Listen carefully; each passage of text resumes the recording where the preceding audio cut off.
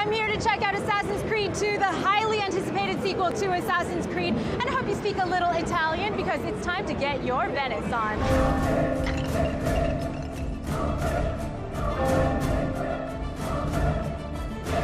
Assassin! Show yourself!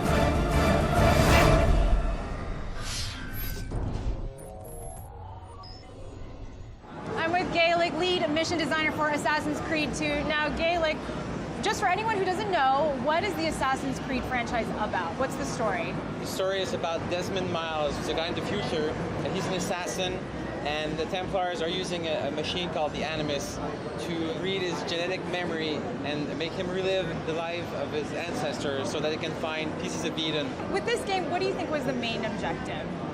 The main objective of Assassin's Creed 2 is take what we had in AC1, which was really great, and add variety throughout all the missions, the fights, and every other aspect of the game.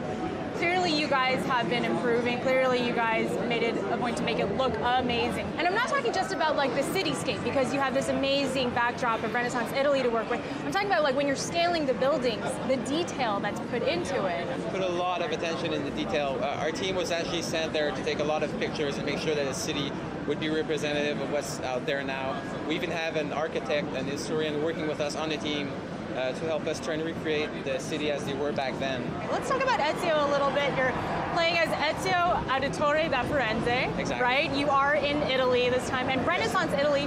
Why did you guys choose to do this in Renaissance Italy? Because for us, we feel like that is one of the main turning points of the human history. And there's a lot of cool things that we can use in our game, like Leonardo da Vinci and his inventions. There was a lot of conspiracies, murders, a lot of interesting characters, cool cities like Florence and Venice and all that. So we had so much material that we could use. It was like, why not, right? Yeah, exactly. It was pretty obvious.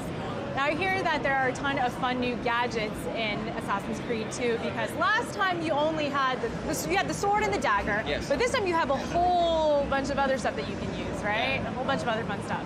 More than you can imagine, actually. We showed you the flying machine at E3, which was based off Leonardo da Vinci's drawing. So we decided to put that in the game.